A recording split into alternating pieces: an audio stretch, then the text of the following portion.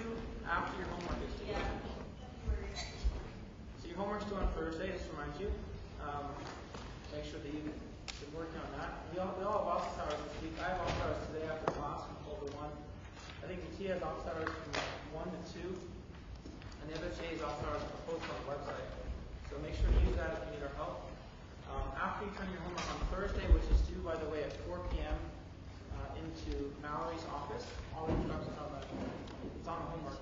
After that, take a look at the milestone. Or you might as well take a look at it now. It's not going to be a lot of work for you. It's supposed to be, I think, 2 pages of like just a plan you're supposed to write down for your course project. One thing you should be doing is finding a group to work with for the project if you haven't done that already. So make sure to get on that and post it on the onset if you have any issues with finding a group partner. Or you can just let us know. We can maybe try to set you guys up. So the milestone's due pretty soon after that. Am I forgetting any announcements?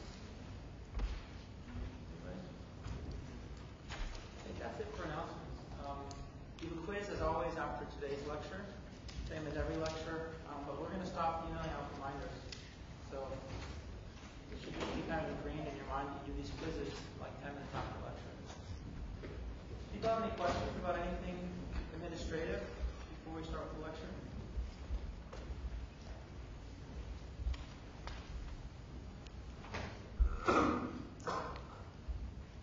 Okay, so today Javier is going to give us a guest lecture. Unfortunately, Thursday I'm traveling again, something I couldn't avoid, but you're going to have one of your excellent TAs, and Tia is going to cover the Thursday lecture. So, yeah, let's get into it. Okay. Thank you, Ryan. So, first of all, I want to say that I'm extremely pleased to see so many people interested in convex optimization. It's really a treat. So, just a quick word about myself. I am a professor of operations research at the Tepper School, and I've been working on optimization for a number of years now. In particular, convex optimization is a subject that is very, very close to my heart. So, what we are going to talk about today is some canonical classes of convex optimization problems. So let me draw a little graph here to indicate, to have an idea of what we are doing. So I like to think that when Ryan was talking about what problems can be cast as optimization problems and what problems cannot be cast as optimization problems, there is a statement that is a little bit of a stretch, but a mathematician I met once said, practically every problem that you think of could be recast as an optimization problem. So optimization is a huge, huge, huge class of problems. Now, within optimization, we have convex optimization, which is what the subject of this course is. So this is convex optimization. Now, within convex optimization, there are I would like to think about this as a hierarchy of different problem classes, and that's what we are going to talk about today. So linear programming is this subset of convex optimization. What we are going to talk about today is, well, linear programming. Then we'll talk about quadratic programming, which is an enlargement of linear programming. So you can think about quadratic programming as something like this. And then we will have second order cone programming, and then semi-definite programming that stretches much farther. And those are the, the topics that we will be talking about today. So before we get started with that, just a quick recap of what Nicole did last time. So she spoke about various things, but one of the key points that she mentioned last time was the first order optimality condition for convex optimization. And the picture there summarizes what that is, right? If you want to write it in, mathematical terms, what that condition says is that x, wrong pen, x solves this problem, mean fx, x in C. Let me put a bar here. This happens if and only if the gradient of f of x, actually, the negative of that is in the normal cone to C at x bar. And then she also spoke about some equivalent transformations like partial optimization, change of variables, eliminating inequality constraints. And in a couple of places in the lecture today, we'll talk about those. All right, so again, this is the plan, and those names correspond to this. Think about that picture. Linear programming, that small subset, quadratics, second order, and semi-definite. So let me start with linear programming. Okay, so this is what a linear program looks like. In some sense, linear programming is like the simplest type of convex optimization problem that you can think of. So recall that from previous lectures, a convex optimization problem is a problem like this. We have a convex objective, some convex inequality constraints. So let me put this g of x less than or equal to d, let's say, and then some affine equality constraints, right? So this is a convex optimization if f and each one of the gi's are convex. So linear programming is like the simplest type of convex optimization problem where your objective and all of your inequality constraints are convex. So it's obvious that that's a convex optimization problem because linear functions are convex. So as I was thinking about what I was going to tell you today, this is kind of going back memory lane. So linear programming really has a very interesting history. It was, I guess, it's attributed primarily to George Danzig. George Danzig was a mathematician. When he proposed linear programming as a mathematical model to solve problems, at that time he was working at the Air Force, and it was inspired by some military operations. And then that mathematical model very quickly, it was discovered, was useful for many, many different types of operations, of applications. So today there is a vast range of applications of linear programming. We'll talk about a couple of those in the next couple of slides. At the time that linear programming was introduced, this was a few years after von Neumann had developed game theory. So there was actually a legendary meeting of George Danzig and von Neumann. I actually heard about this meeting directly from Danzig in a plenary talk. And the meeting was really interesting because today we think about George Danzig as this giant of our profession. And it was really interesting to hear him talk about how when he met von Neumann, he was very intimidated because von Neumann was the greatest mathematician at the time. And then they spoke about linear programming, duality, and some other fun stuff. George Danzig introduced the simplex algorithm. It's one of the greatest algorithmic inventions of all times. This was invented in the 40s, and remarkably is still one of the most effective ways of solving linear programming problems. In the 80s, there was this really remarkable breakthrough, the advent of interior point methods. It has many theoretical implications, and also interior point methods turned out to be very competitive with the simplex algorithm. The state-of-the-art solvers that are out there today, the implementations that are in commercial solvers, are based on both the simplex method and interior point methods. And then the final remark that I would like to make in terms of historical reference is that polyhedra, this is something that Ryan alluded to in the previous lecture. Polyhedra is those sets that are described in terms of finitely many linear inequalities. They have a really, really rich mathematical structure. It's a very interesting type of object, and it has been studied to some extent. So that's a little bit of history. Let me give a couple of examples of linear programming. Some of these may be familiar to some of you, but if we are talking about linear programming, these are like examples that you have to mention.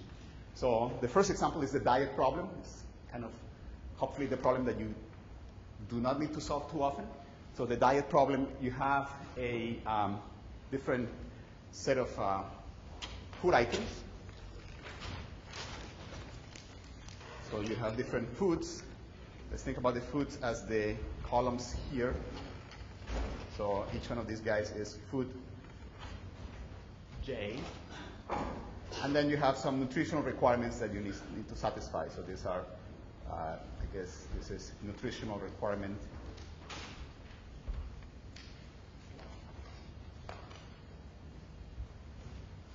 So you want to create a diet that satisfies your nutritional requirements, that has the lowest possible cost. Okay? So here, the linear programming formulation is my variables are the amounts of each food in the diet. The objective is the cost of the diet, and the constraints are each one of the nutritional requirements. So that's the diet problem. Then there's this other classical linear programming problem, the transportation problem. So this is a particular type of network shipment problem. You have some sources and some destinations. And then you need to get some commodity from the sources to the destinations. And in principle, you can procure any destination from any source. Okay, so each destination here, let's say destination I has a demand. Each destination J has demand DJ. Each source I has supply SI. And then shipping 1 unit of the commodity from I to J comes at a cost Cij. So here, the problem is to decide how we arrange our shipment of the commodity from the sources to the destination. We want to minimize the total cost of those entire set of shipments. We want to not exceed the supply at each one of the sources. So if you think about the shipments that come out of source I, you have to add over all the shipments to all of the destinations. And then at each destination, you want to satisfy the demand. So you want to ensure that all the shipments to that destination are at least greater than or equal to that demand. So that's the transportation problem. These two are very old, kind of old hat examples of linear programming models. Let me talk about one that is a bit more interesting, more modern, and that is L1 minimization. So L1 minimization, how many of you have heard of this business of L1 minimization? Okay, a good number of you. So L1 minimization is it's kind of at the core of compressive sensing. It's a heuristic that was introduced by Candace and Tao to find a sparse solution to an underdetermined system of equations. So here, if you think about the system of equations, the lower part, the constraints, AX equal to B is going to have far fewer constraints, far fewer equations than variables. So it's an underdetermined system. Typically, we all learned in high school or maybe earlier that such a system has infinitely many solutions typically. But then if you want to find a sparse solution, that is a very difficult combinatorial problem. This is a heuristic to solve that combinatorial problem. If you try to solve the combinatorial problem, that is incredibly difficult. It's an NP-hard problem. This is a linear programming problem that is infinitely easier to solve. And then Candace and Tao showed that this heuristic works extremely well. Okay? They formally proved that this recovers a sparse solution with high probability, with certain caveats. So that is a linear programming problem. Maybe it's not obvious the first time you see it, so let me, since this is the first time some of you may be seeing this, let me show you how that works. And this actually is going to use something that Nicole mentioned last time. So the key here is to observe. So observe that given x, the one norm of x, we all know what the one norm of x is, right? It's the sum of the absolute values of the components of x. But I can write this one norm in the following fashion. I can write this as the minimum of the sum of the components on some vector y. So let me introduce a new set of variables y. And then as constraints, I'm going to write that y be greater than or equal to x and y be greater than or equal to minus x. So if you think about it for a moment, the problem on the right, the two constraints here, these two constraints imply that for each component, yj is greater than or equal to the absolute value of xj. Okay, so the constraints ensure that my components of y are at least as large as the absolute values of the components of x. So if I'm minimizing, when I minimize this, I'm not going to leave any slack here. The components of y are going to all be equal to the absolute value of x. And that is exactly why this is going to hold. The one norm is going to be equal to that. So now if we want to think about how we formulate that, we use, again, something that Nicole mentioned last time. So this is if we minimize only over y. So if I now think about minimizing over x and y, this part, right? The sum of the components of y subject to y greater than or equal to x, y greater than or equal to minus x, and ax equal to b, then this is completely equivalent to that problem, okay? And all you need to observe is that you can do a partial minimization here, and if you do a partial minimization with you only minimize over y, then you get the one norm of x, okay? So that's the L1 minimization. Now, in this model, we want to find, the purpose of this model is to find a sparse solution to the system of equations ax equal to b. So there is a little variation of this model that is called the Danzig selector. The Danzig selector has the motivation for the Danzig selector is that if we think about the L1 minimization, and if we think about the context where this comes up typically, L1 minimization, again, the context where this comes up is compressive sensing, right? So the solution, the sparse solution that we're looking for is some kind of signal, and the AX, the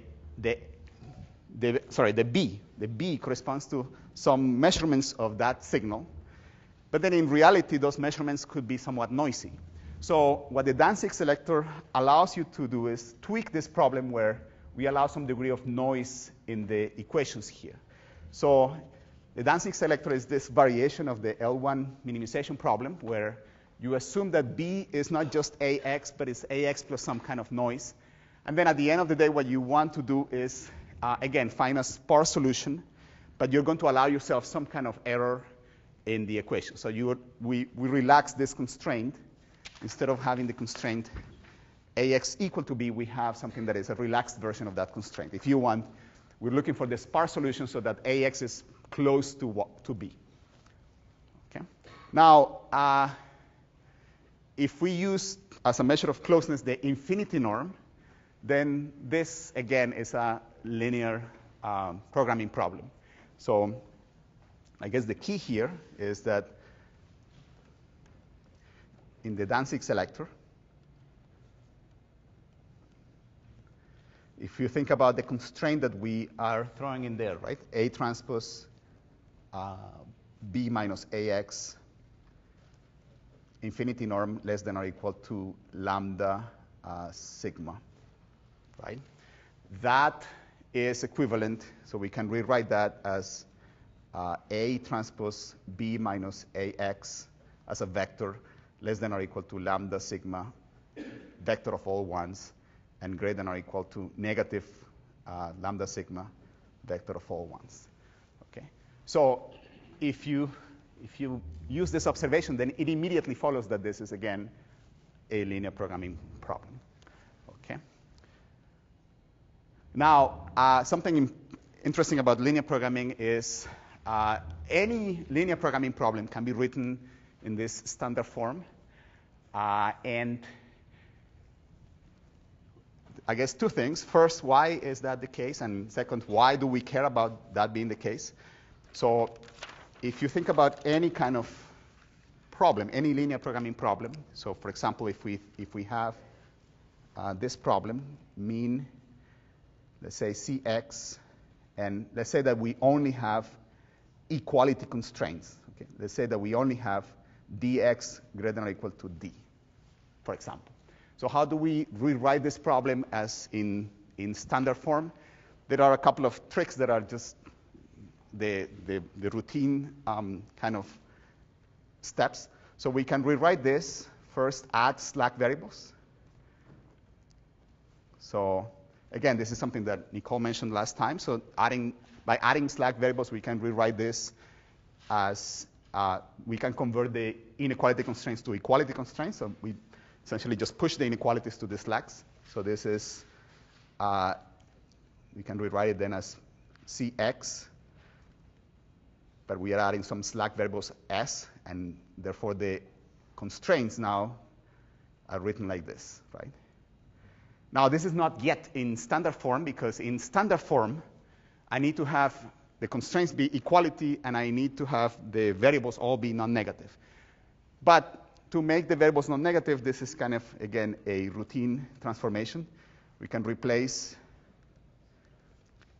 x with the difference of two variables, y and z, where y and z are non-negative. I can always do that, right? Y is the positive part, z is the negative part of x. And then we can rewrite the problem, rewrite the original problem as follows.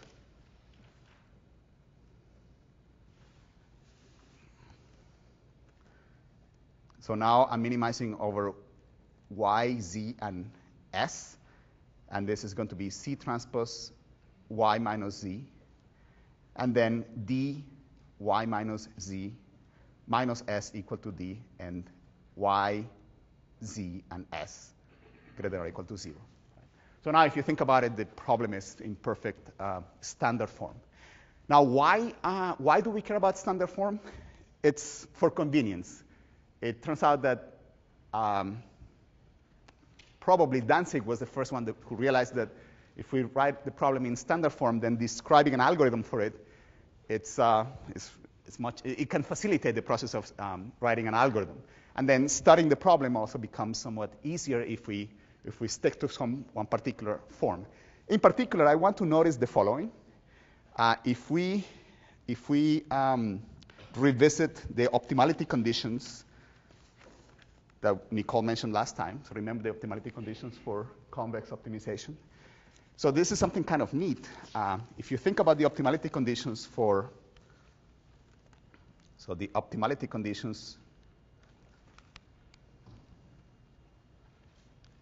this problem, for the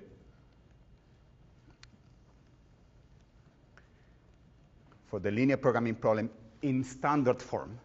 So think about this. In this case, in this case, f of x is my objective here, C transpose x, and the constraint set,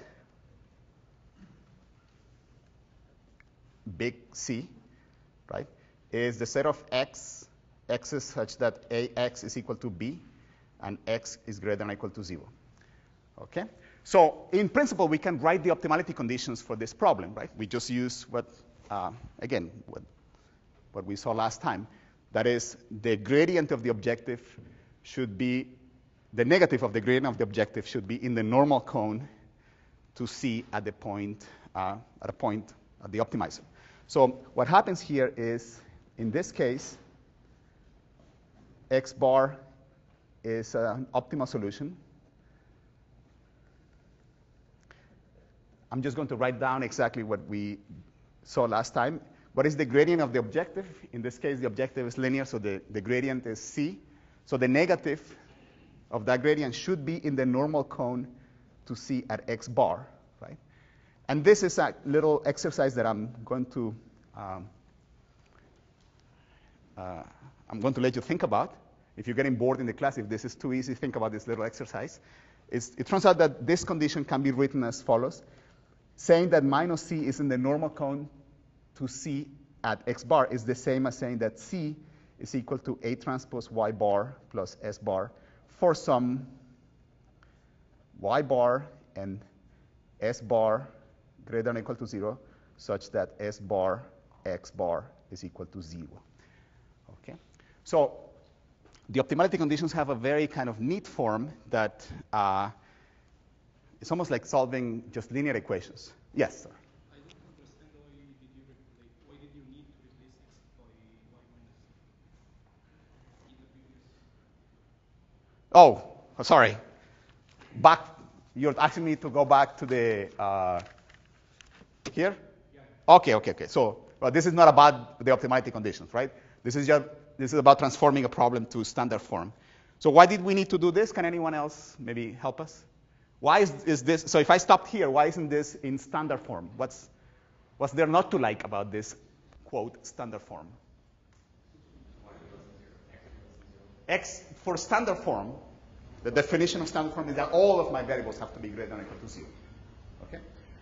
And again, the reason that that is possibly of some importance is that if I look at my problem now in standard form, then it's very easy to characterize the optimality conditions when the problem is in standard form. And this is something that essentially is what the simplex method attempts to do. It attempts to find a solution for those optimality conditions. Okay? So I think this is all I'm going to say about linear programming. Let's see.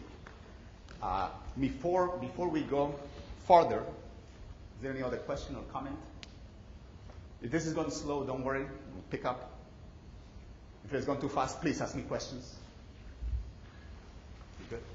You know, as a seasoned professor, my standard assumption is if there are no questions, that means let's plunge ahead faster.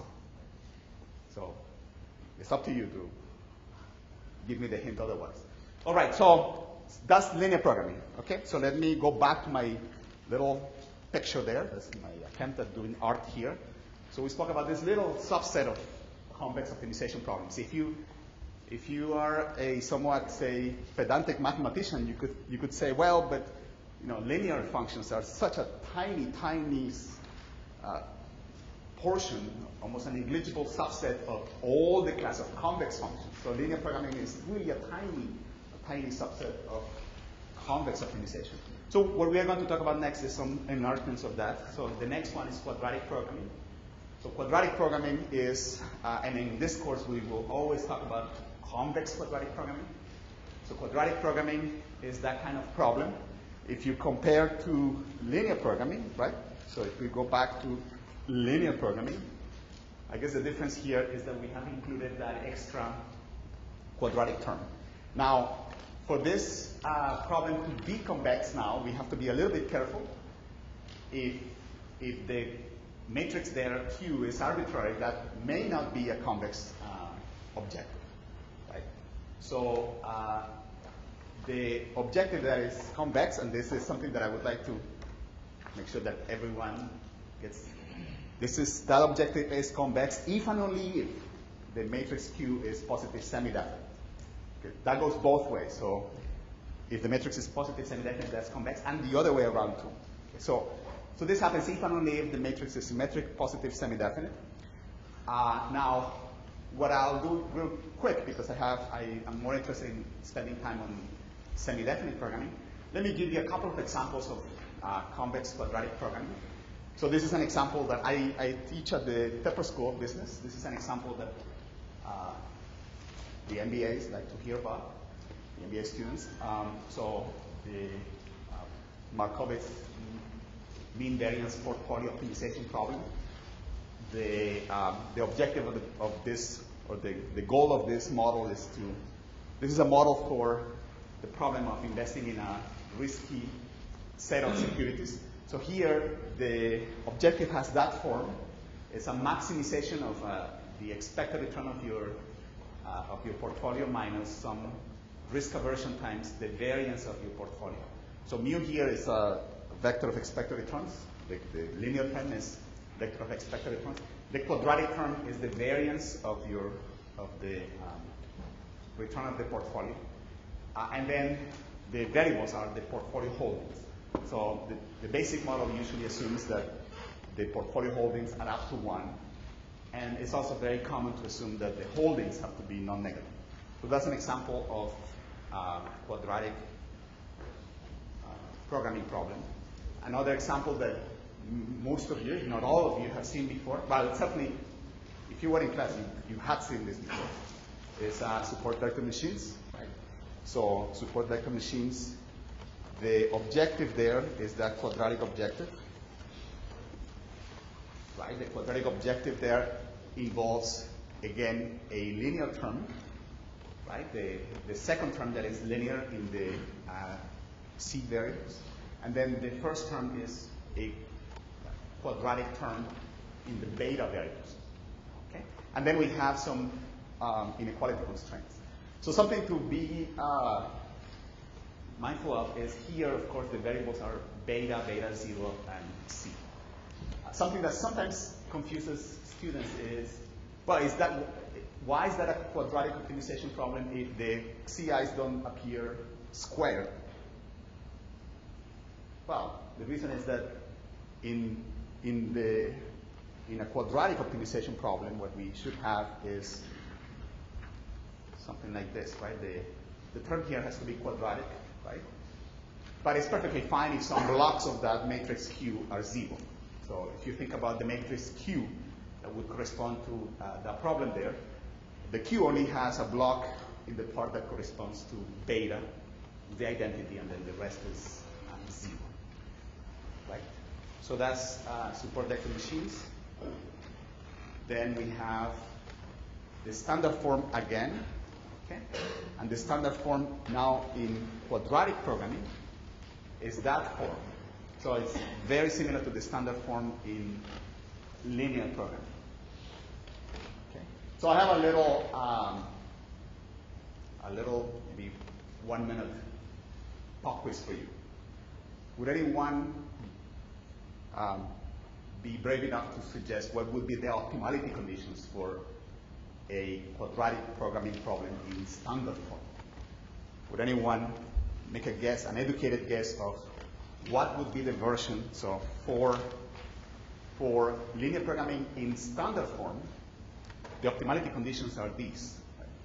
Meaning a point is an optimal solution if and only if you can find y bar and s bar such that this holds. What would you expect the optimality conditions in the quadratic programming case in standard form would be?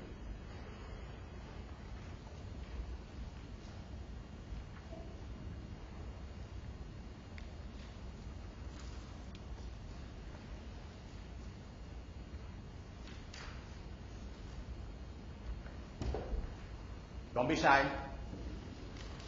We are all learning, so wrong answers are part of the learning process. Good answers have a little bonus, of course. Luckily, at least there are 2 people here who know the right answers. So,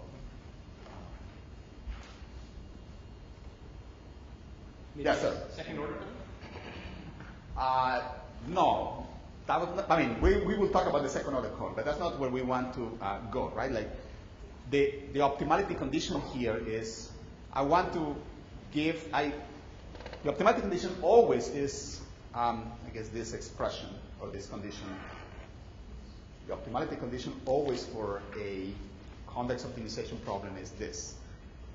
What is in that picture, and that is that the negative of the gradient of f is in the normal cone. That's what that condition states, right? Now, we need not worry about second order cones yet. We haven't even spoken about them. We're not allowed to talk about them. This is still the constraints here, and this is something about quadratic programming, and it's something that for algorithmic purposes is attractive and appealing about quadratic programming. Quadratic programming is like a small step beyond linear programming. All we have added to the linear programming model is an extra convex quadratic term. So you would expect that the machinery that you have developed for linear programming would extend to quadratic programming. Think about this as what you do when you are a graduate student, right? You know that there is a theorem or an algorithm or some kind of machinery developed for a certain class of problems, and then you study an extension of that class. You would imagine that the machinery that exists for that initial class of problems should help you, right? And that's what happens here. If you think about again, the optimality conditions for linear programming are this simple. You can just write them as a system of equations plus this other stuff here that is a little complicated, right? So now, how did we arrive at this system of equations here? We applied the business of the optimality conditions, right? The gradient of f in the normal cone. In this case, the objective function is just the linear function. So in the quadratic optimization case, what is the objective function? What is the gradient of the objective function?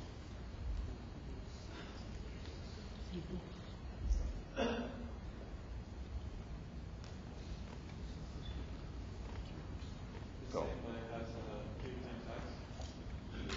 qx, excellent. Yes, so let's add this in red. If we have now x transpose qx, okay, the only thing that changes now is that the objective is 1/2 x transpose qx, right? And then in this case, the optimality conditions would be the negative of the gradient of this guy. But the gradient of this is c, and then the second term, the gradient of the second term is qx. Right? So the optimality conditions would be qx bar plus c. I guess I should put a bar here. I'm talking about x bar as an optimal solution. Qx bar plus c equal to that. Okay. So again, what is attractive about quadratic programming is that if you already have an algorithm that solves this, chances are that algorithm can be tweaked to solve quadratic programming instead. All right, so that's quadratic programming. Now, let me talk about semi-definite programming. And this is a huge step. Okay, so this is a massive step. Again, I'm going to draw my picture again because I really want to drive a point of how massive a step this is. So we have convex optimization. We have linear programming, this tiny little cell there. Quadratic programming is a little bit bigger. And now semi-definite programming is going to be a lot bigger. It is so big that we still are figuring out exactly how far it goes. It's something that we still are kind of realizing how much bigger this is than those classes of problems. So before I go to semi-definite programming, okay, this is going to be a massive step, a major leap. If there is a question about linear or quadratic programming, it would be much better to have that question now or comment now than when you go, because this is going to be a lot more elaborate. So, we good? Yes, sir, back there. So the further step back, I guess we can talk about this, the optimality condition. We talked in sections about first order, second order optimality conditions, but I don't think we actually mentioned this in the way that you phrased it here. Can you explain? Okay, so the first order is this picture, right? And let me be a bit more clear here. I prefer, when I'm talking about optimality conditions, if I'm referring to the optimal solution, I like to distinguish it so that it's not a dummy. So when you write the optimization problem, your variable is what the optimization at the end is going to decide, right? So if I want to talk about the optimal solution, I like to put a star or a bar so that. So here, let's put a bar in this guy and a bar here. So what this means is that the optimal solution, if I'm minimizing in this case, for this to make sense, for the gradient to make sense, it has to be a smooth function. If I'm minimizing a smooth function over a convex set, this is the condition that should hold at the minimum. Okay, this condition should hold. Now, it turns out that for convex problems, that condition is, I want to say, I'm kind of going through my head on, if you already know that your problem is convex, you don't need to worry beyond first order conditions. The first order conditions already get you what you need. Now, in an elaborate algorithmic scheme, you may use second order information to make a fancier algorithm. But the optimality conditions, the mathematical conditions for optimality can be phrased entirely in terms of first order information. Now, when this last page that I was talking about, when we look at linear or quadratic programming, especially, let's think about linear programming for a moment. In linear programming, the functions are linear. Okay, your objects are all linear. There is no second order is not going to give you any information because when you look at Hessians, it's just all going to be zero. So in linear programming, you get everything from the first order conditions. Remarkably, in quadratic programming too, all you need to formalize what the solution to your problem is the first order conditions. Does that answer your question? Any other comment or question before? Could you go back to that first page? The one you have up, the picture? Yes, the picture. Yes, here. Maybe I should add one more thing here, but yes, please. The gradient of that x transpose y minus x is greater than or equal to 0, all y in set C. I think maybe it's about the normal cone. So yes, let me recall what the normal cone is, right? So what this means is maybe a little recap here. Thank you, Ryan. So recall. Oh.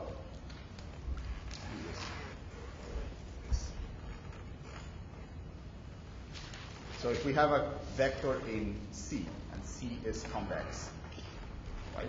The normal cone, in case you had forgotten, and maybe I should have mentioned this. The normal cone is this set of vectors, let's call it G, right? Such that when we take G, y minus x bar, this is less than or equal to 0 for all y in C. Okay? So if we, again, the optimality conditions again, if we minimize this, x in C, x bar solves this problem, implies that the negative of f of x bar is in the normal cone.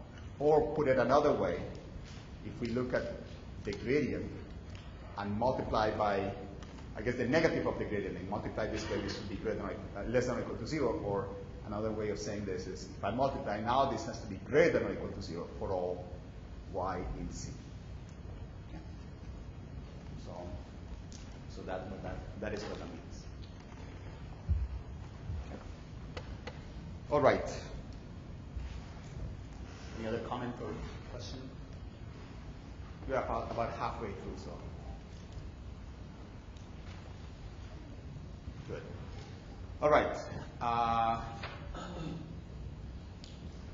I'm now sort of warmed up, so I just want to plunge ahead. So, the break, sometimes I feel that just, if someone badly needs a break, this always works, some kind of intimidation, peer pressure. So if anyone really needs a break, you can ask me now. If you don't, then we can plunge ahead. Okay, good. So let's talk about semi-definite programming. This is, every time I revisit this subject, I am reminded of how incredibly beautiful this is. This is really a work of art. So let's go back to linear programming. Okay? And if you think about linear programming, I guess what is key about linear programming is that first block of constraints, the inequality constraints. Other than that, we're just playing with linear equations. What makes this interesting is the fact that we have those constraints, the inequality constraints. So one way of thinking about this, the extension from linear to semi-definite programming, is that we are going to generalize this model by changing the order, less than or equal, in that constraint, to a different kind of order in some vector space. So that's kind of the idea. Now, I need a little bit of, as I said a few minutes ago, this is going to be a big step. So a key thing is that the vector space that we will work with now is the vector space of symmetric matrices. Okay. So, and this is a notation that Ryan mentioned before. Let me remind this. Sn is this space of symmetric n by n matrices. And then inside that, in that space, there is a very special convex cone that is the key for semi-definite programming, and that's the cone of positive semi-definite matrices. So that's typically denoted Sn plus. So that's the set of, those are the matrices such that that quadratic form is non-negative for all, everywhere, for all. So there are a couple of facts from linear algebra that we are going to rely on, and these facts are kind of a nice way to develop some intuition. So first, if you have a symmetric matrix, the eigenvalues of a symmetric matrix, they're always real. Okay, so that's one fact. And then the second fact that is really neat is that the matrix then is positive semi-definite if and only if the eigenvalues are greater than or equal to 0. So this means that in some way, if you think about this map, so the eigenvalue map goes from Sn to R. That we know because of the first observation, because we know every matrix that is symmetric has non-negative eigenvalues. So this is kind of neat. You see that we have now here Sn plus, right? And we have Rn plus here. They sort of get mapped to each other. So you can think about the cone of positive semi-definite matrices as we think about that map that for any matrix gives me the vector of eigenvalues. And then via that kind of map, what I get if I look at the non-negative vectors is precisely the set of positive semi-definite matrices. Okay? So that's that. And then one more thing about that vector space. So there is a canonical inner product, a canonical dot product, if you want, in that vector space. It sometimes is denoted by those brackets, x, comma, y, or it's also often denoted x bullet y, and it's the trace of x, y. So observe a little observation here. The dot product xy, trace of xy, this is an easy thing to see. This is the sum over I and over j of xij, yij. So this is like if you took the matrices and you put them in a long vector and then did the dot product. So that's that. And one property about the trace that I'm going to use, I realized that as I was working through one example this morning, a little property of the trace.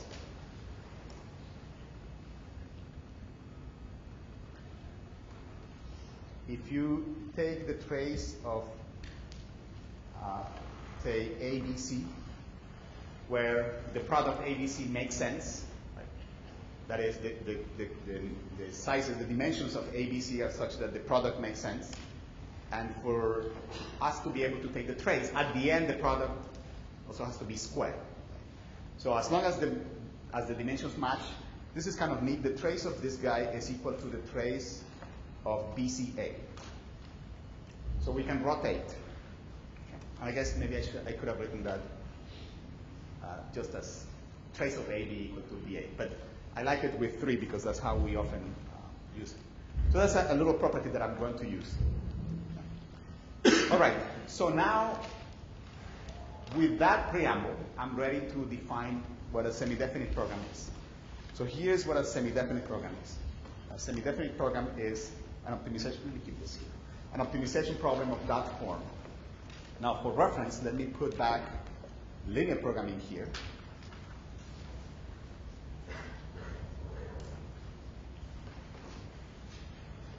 This was linear programming. That's semi-definite programming. So what's different here? I guess the key difference is this guy, right? This constraint now we have rewritten. We have replaced by that kind of constraint. So let me make a little note here. I guess if we are going from linear programming to semi-definite programming, what we are doing is replacing this kind of constraint, right? Dx less than or equal to d, which, oh, by the way, I forgot to write something. I forgot to mention something here. I had it in the slides, but I got ahead of myself. So sorry, let me backtrack for a moment. I should have said this.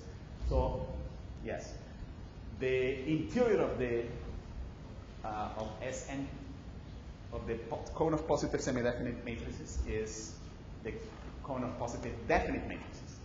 And then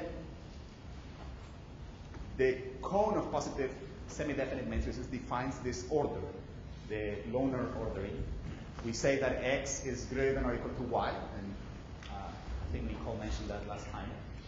If the difference x minus y is positive semi-definite. So very much the way that we say that a vector x, little x, is greater than or equal to a vector little y if the difference x minus y has non-negative components. Likewise here. If you have two matrices, then we say that x is greater than or equal to y if the difference is positive semi-definite. Now here is a semi-definite program. Okay, so in a semi-definite program, the key is that we replace this, which this condition we can rewrite. If you think about this, this is the same as saying that if we look at the columns of, if we take a combination of the columns of D, this is less than or equal to D. Right? So replace that with this condition that the sum of some, a combination of some symmetric matrices be less than or equal in this order to a given symmetric matrix. Okay. So this is called, this thing is some linear inequalities. Right? Linear inequalities. So as an analogy, this is called a system of linear matrix inequalities. This is a linear matrix inequality. This is kind of the terminology in control. It's a linear matrix inequality. Now, something that may take a moment to do, I'm going to let you think about that. Like a linear program, a semi-definite program is also a convex optimization problem. Okay. And a little hint, this is using some of the machinery that Ryan introduced maybe a couple of lectures ago. If you think about, we already know that the positive semi-definite cone is convex. So when you think about the feasibility set here, the set of x's such that the constraints hold, that's also convex. Think about why that holds. Okay, so that's semi-definite program. Maybe a little personal anecdote. The first time that I saw that, I was a PhD student, and I thought, oh, well, that's a piece of cake, right? We took linear programming, just replaced that non-negative ortho cone with that. Well, it turns out that this, again, is a massive step. And in particular, the mathematics of semi-definite programming are far, far more complicated than the mathematics of linear programming. All right, so here is something about the standard form. So remember the standard form in linear programming? This was just a little bit ago. So let's see, the standard form here. So this was the standard form in linear programming. So the standard form in semi-definite programming has a remarkably similar appearance. Right? We have, the variables now are matrices. So we have, the objective is a linear function of my variables. And then the constraints are some linear constraints in the variable x, some linear constraints on that, plus the constraint that the variable be positive semi-definite. So all we are doing, in some sense, is changing the case, right? Everything here was lowercase for vectors. We write it there now as uppercase for matrices. And the inequality here now becomes an inequality for matrices, which is that curvy inequality, x greater than or equal to 0, x positive semi-definite. Okay. So let me do a couple of things here. I'm not going to have time to do it, to tell you everything that I would like to tell you about semi-definite programming. Yeah, can you explain why quadratic program is also an SDP? I'm sorry, why linear programming is? Why quadratic program is also SDP? Oh, quadratic program. Let me hold. That's a great question. Let me save that question for maybe a couple of slides later when we talk about second-order cone programming. The quick answer is quadratic programming is a particular case of second-order cone programming, and second order is a particular case of semi-definite. So it's easier if we do it that way. But that's a good point. What is easy to do, much easier to do, is to see that every linear program is a semi-definite program. That's very easy. So if I have, let's say that I have only someone who speaks semi-definite programming, but I need to solve a linear programming problem. How would you go about attempting to translate this thing into a semi-definite programming problem? I transform my vectors here into something that is like matrices, right? So how could I do that? Any ideas? If I want little x to be non-negative, can I describe that in terms of some matrix being positive semi-definite? Put the elements of x along the diagonal. Exactly. So all we need to do to see that holds, so maybe I should just mention this quickly here. Any LP, I keep confusing my pens. Any LP is an SDP. And why is that? Because observe that x is in Rn plus if and only if the diagonal of x, that is x1, xn, 0, 0. Okay? Because, well, the eigenvalues of this diagonal matrix are obviously the diagonal components, so that happens, right? So if I want to write a linear program as a semi-definite program, all I need to do is just include extra constraints that set the off-diagonal elements equal to 0, and then the relevant terms in the constraint and objectives, I can put them to diagonals as well. Okay. So we have that, and then observe that that happens, and observe that Cx, right, is equal to diagonal of C bullet diagonal of X. Okay, so if you think about that, the objective as well as each one of the constraints can be rewritten in terms of some matrix. And then the condition that the matrix be diagonal, you can also write it by including extra constraints there that set the variables equal to 0. So let me spend a few minutes talking about a little bit of history again of semi-definite programming, and then some of the main applications of semi-definite programming. So a bit of history. This semi-definite programming could be traced to the control literature. In the control literature, that's where the term linear matrix inequality was coined. And this was studied in the 60s and 70s. There was this classical paper, this absolutely beautiful paper that Lovash wrote in the late 70s. The title of the paper, that's one of my favorite papers ever. It's called On the Shannon Capacity of a Graph. And in that paper, he introduced the so-called theta function. If you don't know who Shannon is or who Lovash is, you have to get out of here, and before you eat lunch, look up who those guys are. Because they're like next to God. So Shannon and Lovash. So he wrote that paper. He introduced the theta function that was very influential in information theory at the time. In the 80s and 90s, there was this development of interior point methods, algorithms for semi-definite programming. And then through the 90s, this was all the rage in optimization. All these developments of algorithms for semi-definite programming and new applications and so on.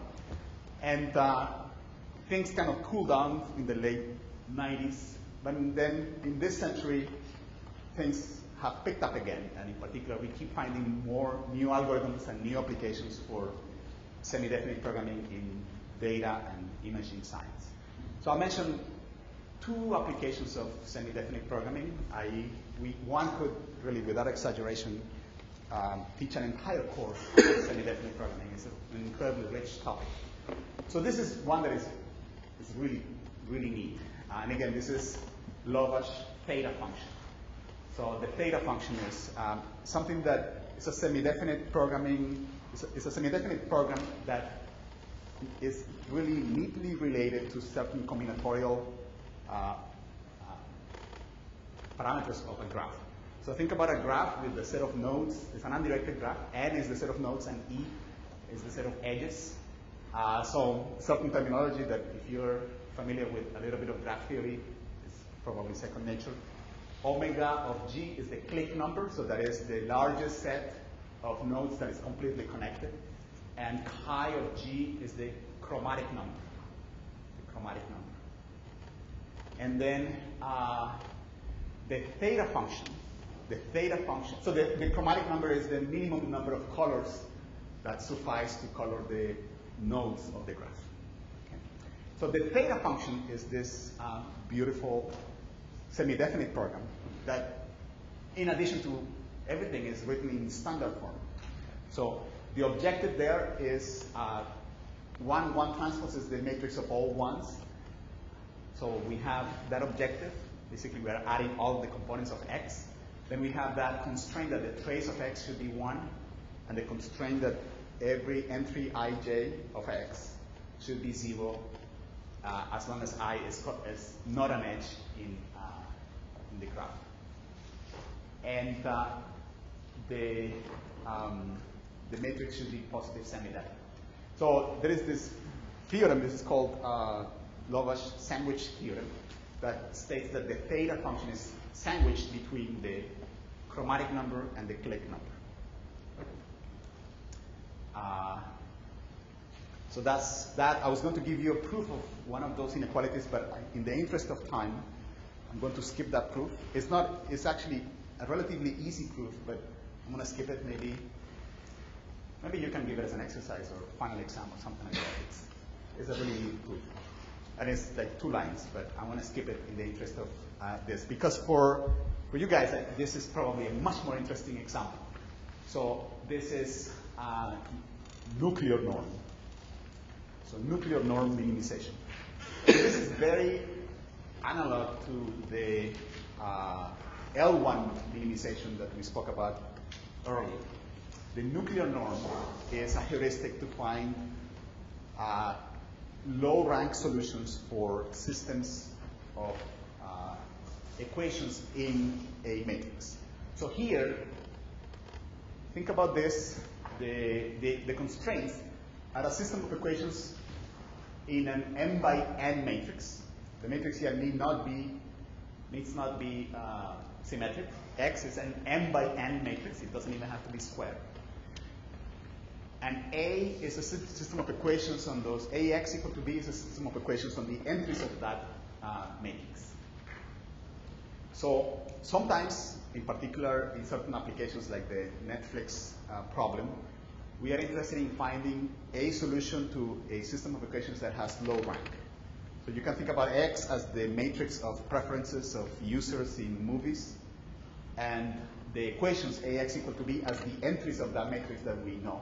And we want to find a solution to that system of equations that is clearly underdetermined, that has low rank. So the heuristic is to minimize what would be, for matrices, some object that is somewhat analogous to the 1 norm. For matrices, the analog of the 1 norm is the nuclear norm. The nuclear norm, in this course we are denoting it X trace, XTR, and is the sum of the singular values of X.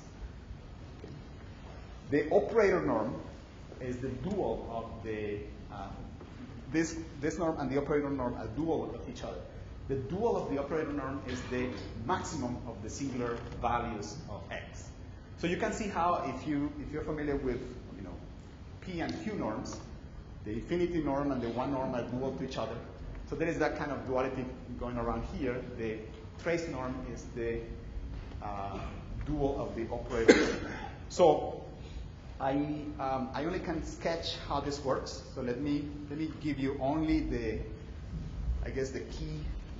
key points how this works.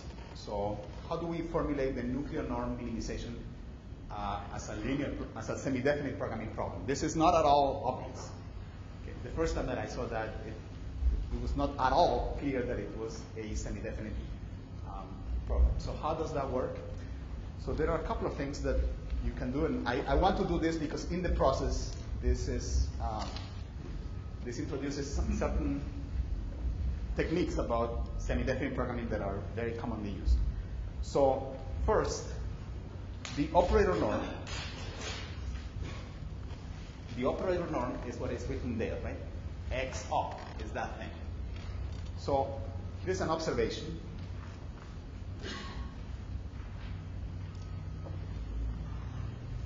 So suppose that here y is m by n. So the operator norm of y is less than or equal to 1 if and only if the following holds. So this is less than or equal to 1 if and only if y transpose is less than or equal to im. Okay. So think about that for a moment,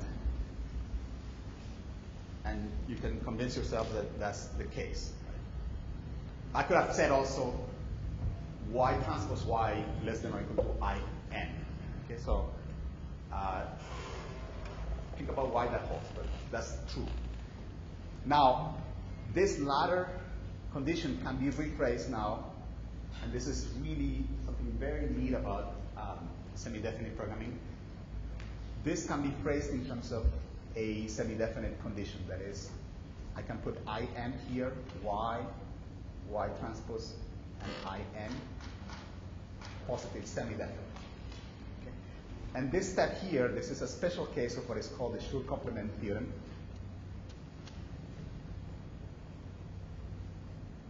So let me state what the Schur complement theorem gives you, because all we are doing here is applying this more general theorem. The Schur complement theorem is the following. If you have A, B transpose C, where C is, let's say A and C are symmetric,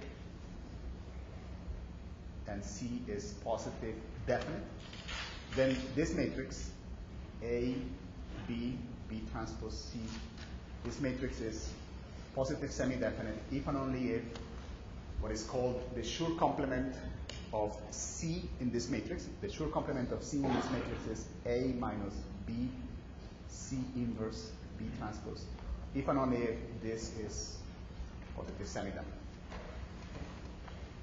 So this is a relatively easy exercise in linear algebra. You just have to play with the matrix algebra and you can see this. If you don't easily see it, look up Schur complement or look up any book in linear algebra. And Schur complement will talk about this. So now, if you apply this here, you see that this condition, in obviously is positive definite. So this condition is completely equivalent to this condition. So that's that. And then to get the semi-definite programming formulation, what we observe is the following. The trace norm turns out to be the dual of the operator norm. Okay, so how do we exactly formalize that? This is the max of the trace of X transpose Y such that Y operator norm is less than or equal to 1. So here's what I'm going to do. Like the nuclear norm, the nuclear norm can be the same way that we rewrote the one norm as the solution of a linear program. The nuclear norm can be written as the solution of a semi-definite program. So this is the max, by the way, the variable here is y, max over y of the trace of X transpose Y subject to im y transpose in greater than or equal to 0. Okay?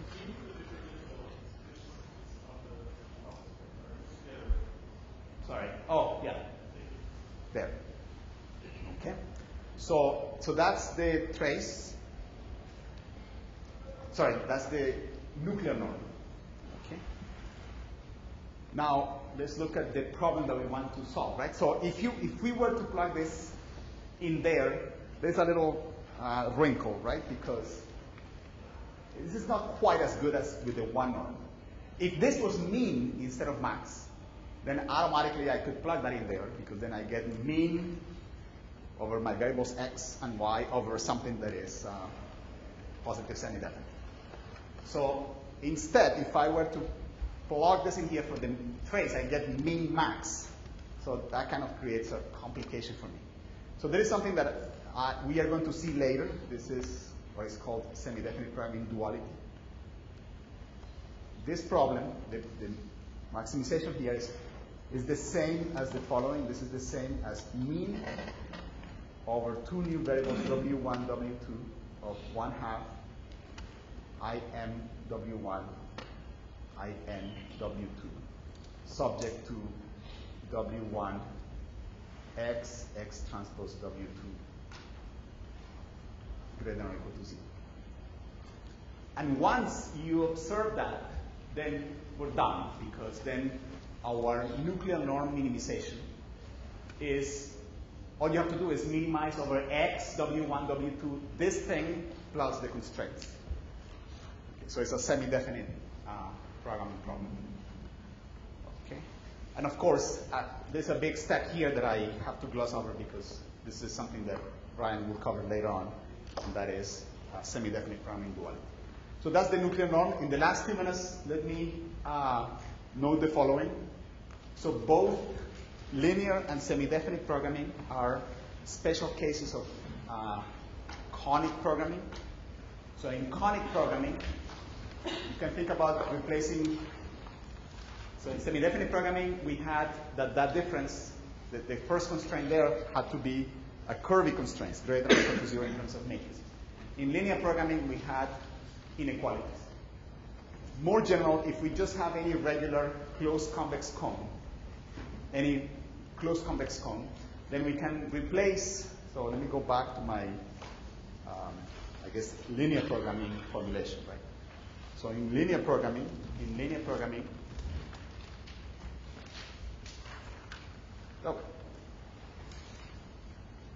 here, in linear programming, this was the problem. We were saying that we wanted d minus dx greater than or equal to 0. In semi-definite programming, we generalize that to f0 minus some combination of matrices, positive semi-definite.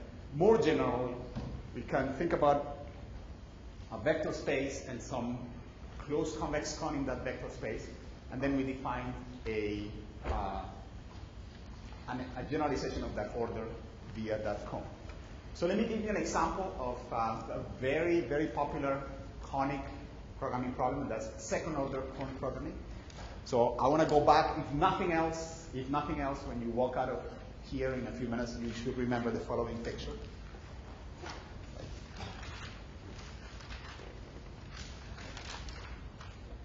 You had linear programming, quadratic. Second order is going to be here. This is going to be SOCP. So how is second order cone programming defined? The key is to work with that second order cone. This is the cone this is what you always think about when you think about a cone, the ice cream cone. Okay? And then a second order program is an optimization problem of this form. It's very similar to linear programming. Except that the constraint in linear programming now is replaced by second order cone constraint. Okay? Now you might wonder, okay, what does that get me? Oh, maybe before I go any further, again, there is the same business of standard form, and then it's easy again to see that linear programming is a special case of second order cone programming, and second order is a special case of semi-definite. But the key example that I want to give you, and with this I'll probably have to conclude because after this I'll be out of time. This response, so if you believe what I said here, the inequality second order cone programming is sandwiched between linear programming and semi-definite programming. You can see that all of this, that includes in particular quadratic programming. Because it includes something more general than quadratic programming. It includes convex quadratically constrained quadratic programming. So here's the key observation. If you have an inequality of that form, where it's a convex inequality, a convex quadratic inequality, you can always rewrite it in terms of this, a second order cone inequality. So this is a relatively easy exercise. I'm going to skip the details, but if Q is L transpose, that's a positive semi-definite matrix, then the inequality, the first inequality there can be recast in terms of that second order cone inequality. And what that means is that you have, you can rewrite this. So you can rewrite this thing. So if you have, if you have anything that looks like this, like say ax plus b, and then cx plus d. If you have that less than or equal to another expression here, like E transpose x plus f, that's the same as saying that the whole thing ax plus b, cx plus d, ex plus f, that this is in a second order cone. By the definition of what a second order cone is. I guess I should have put this guy first. So here, ex plus d plus f. So if you think about that, it turns out that any problem that is defined in terms of, so any problem like this, where you have a convex objective and convex quadratic constraints, any problem of that kind can be recast as a second order cone problem. Because all of the inequalities we can rewrite as second order cone inequalities. And the objective, you can just put an extra variable t and then move the objective to another constraint, and that will be another second order cone inequality. Okay. So I have 2 minutes, so I'm going to use the 2 minutes to answer your questions since I was owing you that. So let me go back here. I made a claim in my slide here that second order cone programming is a particular case of semi-definite programming. And this is not entirely obvious. Intuitively, it seems somewhat clear because, or intuitively, it's something that you would expect. Semi-definite programming is a very, the positive semi-definite cone is a very complicated object in terms of, defined in terms of eigenvalues, symmetric matrices, all of that jazz. By contrast, the second order cone is a much simpler object. The second order cone is the nice symmetric ice cream cone. So what I want to conclude with is how the second order cone can be seen or can be recast in terms of the semi-definite cone. Okay. So I guess this is the last thing that I'm going to do. Observe that we can rewrite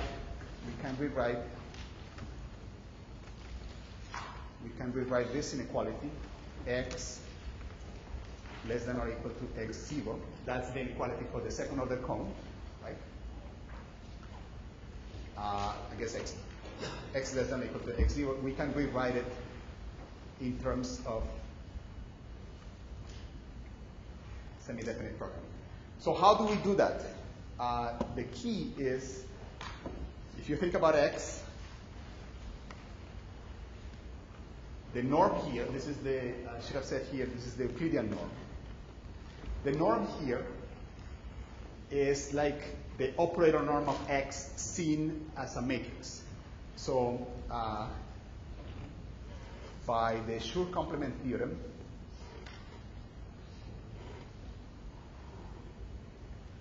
if we consider the following matrix, let's say I, x transpose 1, if you consider that matrix, this is positive semi-definite if and only if the norm of x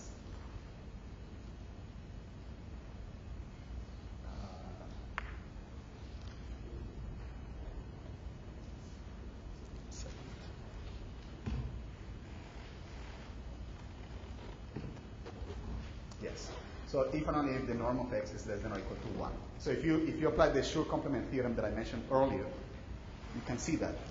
So if I want to rewrite this inequality, I want to rewrite this inequality, x2 less than or equal to x0, this can be rewritten as x0 times the identity, x transpose x0, positive semi-definite. So I can replace any kind of second-order constraints in terms of semi-definite constraints. Now, let me go back to my picture, because that's the picture that I want everyone to remember. And let me ask you a question. You guys many of you are computer scientists, or have some strong computer scientist training. So we have that hierarchy, right? So semi-definite programming really includes everything. So then we will see that there are algorithms to solve semi-definite programs. I told you in the historical remarks that there are algorithms that solve semi-definite programs. If we have algorithms that solve semi-definite programs, why should we bother to study smaller classes of problems? If I just can solve semi-definite programs, why don't I say, well, who cares about distinguishing between linear, second order, quadratic? I'll just hit them all with the same solver for semi-definite programs.